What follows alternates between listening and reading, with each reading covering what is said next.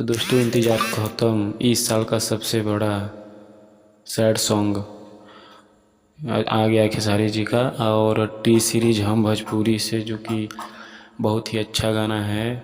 और जून में, जिस टाइटल का नाम है जून में, गाना बहुत ही अच्छा सैड सॉन्ग है। कृपया जाकर इसे एक बार देखें। और 13 घंटे में 1 मिलियन पार कर चुका है और ये बहुत अच्छा गाना है। दोस्तों मैं आप लोग को बता दूं कि यह खेसारी जी एक गजब का एक्टिंग किए हैं इसमें। एकदम सैड सॉन्ग देखेंगे तो मतलब कि एक तरह से एकदम मोटिवेट मतलब हो जाएंगे, एक तरह से सैड हो जाएंगे दोस्तों।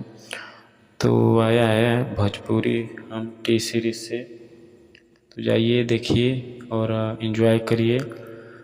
जून में, जिस गाने का नाम है, बहुत ही अच्छा सॉन्ग है, जो कि खेसारी जी 4 की वीडियो फुल एचडी है। और आज सुबह रिलीज हुआ है, जो कि हम अभी देखें। गजब का सॉन्ग है दोस्तों। इसमें बात करें तो खेसारी जी थोड़ा डांस भी किए हैं और थोड़ा सैड भी हैं इस वीडियो में। और फुल 4K HD वीडियो है।